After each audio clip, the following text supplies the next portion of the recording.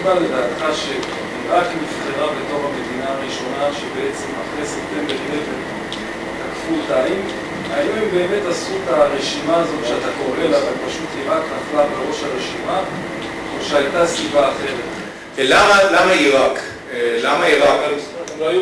הם שניים אחרי אפגניסטן, אבל למה עיראק אחרי אפגניסטן? אפגניסטן זה היה ברור, לא היה למוצא פוליטית, הוא חייב ללכת לאפגניסטן. אבל למה עיראק? מאיפה הביאו את עיראק? תדעי, יש מספר סיבות, אבל הם לא עשו את הרשימה שדיברנו עליה. אף אחד לא עשה. בין היתר הם לא עשו את הרשימה כי הם לא זיהו את האויב. הם לא זיהו את Islamic Totalitarianism בתור האויב. זה היה עדיין מין אמורפי כזה, טרוריזם, משהו כזה. מה שבוש מאוד מושפע מהניאו-קונסרבטיבס.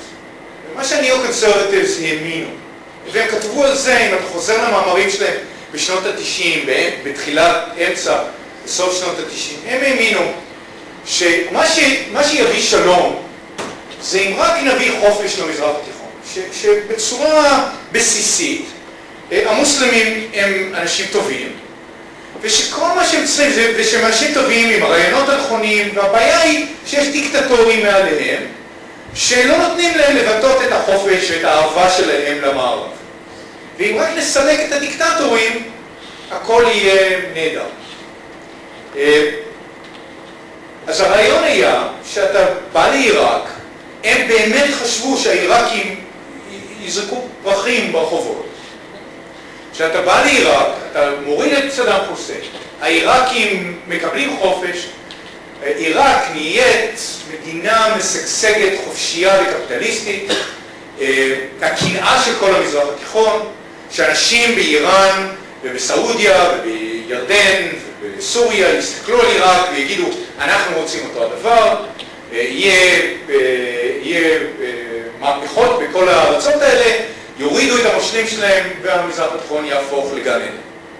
הם באמת האמינו את זה, זה מה שהם כתבו, מאמרים אחרי מאמרים, ב-National Interest, ב-Commentary, בז'ורנלים שלהם על הדברים האלה. ויש הרבה סיבות למה הם חשבו את זה ואיפה הטעויות שלהם.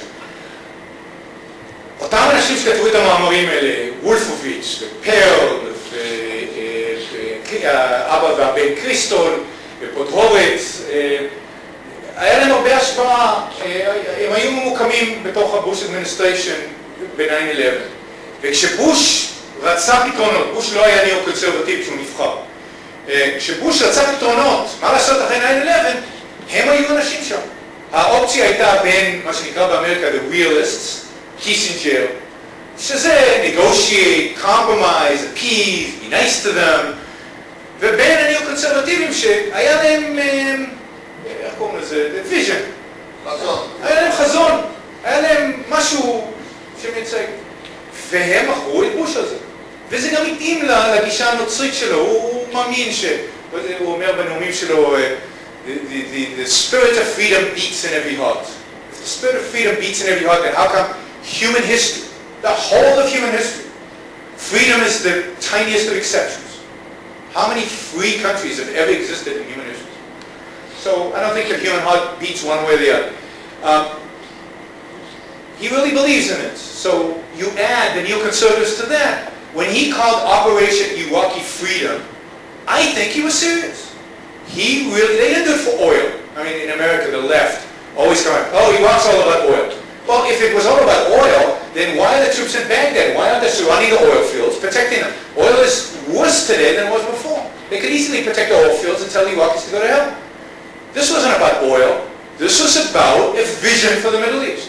This was about changing the world.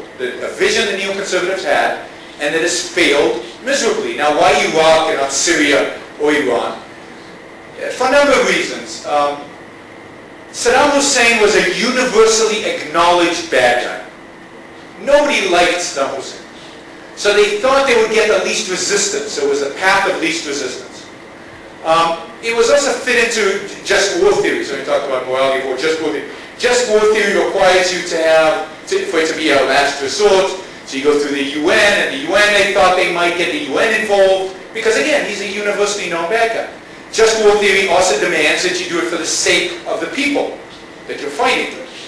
the Iraqis were universally acknowledged to be oppressed. I mean, he had gassed his own people. This was a real monster. So they could justify it to themselves and to the world why they went after Iraq.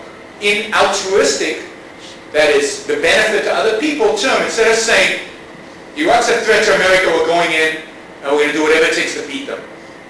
That would be too self-interested. That would be too self-assertive. You can't say that. You have to couch it in altruistic terms on the benefit this is going to bring to the Iraqis and to the Middle East. And they believed it as well. And Iraq was ideal for them.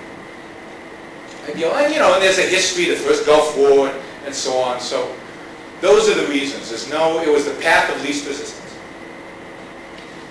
And the most obviously altruistic of all of them. But in discussing the war in Iraq, you never mentioned the weapons of mass destruction.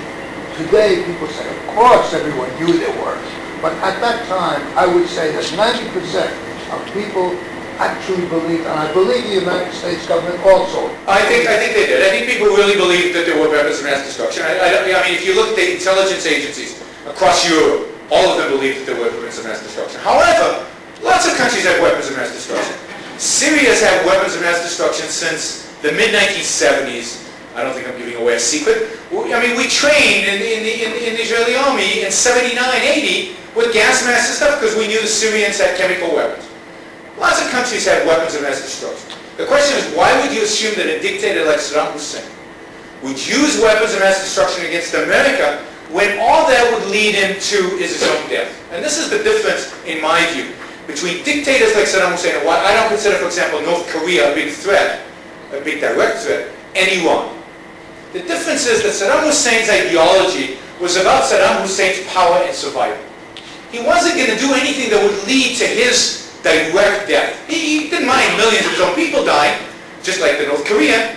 He doesn't want to die. The North Koreans are not going to launch the nuclear attack against the United States because they know, what's his name? Kim knows he's going to die. He doesn't want to die. Right? The Iranians are different. Hamas is different. Al-Qaeda is different. They hold a suicidal ideology. This is why mutually assured destruction worked with the Soviets. Because the Soviets wanted to live in the communism, its virtue if you can call it that, promised heaven on this earth. So you could measure it. Will they succeed? Were they successful in bringing us heaven? Or weren't they successful in bringing us heaven? And when they weren't successful for decade after decade after decade, communism as a political system disappeared. Because it was testable. The beauty of Islamic totalitarianism is it's not testable in that sense. Because your rewards are in the next life. We don't have any communication to find out if they really get the 72 versions. So they don't. So it's a quite a different story. Ahmadinejad doesn't die. I don't believe Ahmadinejad minds dying. I think he considered himself a martyr, and this is wonderful for him to die of a retaliatory strike by Israel if he drops a nuke on Israel. But the North Koreans cared. Mubarak cares. King Hussein cares. Even Bashar Assad cares. And that's why none of those, in my view, are Israel's real enemy or the West's real enemy. They can be controlled. They can be pushed back. It's the suicidal ideology of Islamic totalitarianism that is the real threat, that is the real challenge.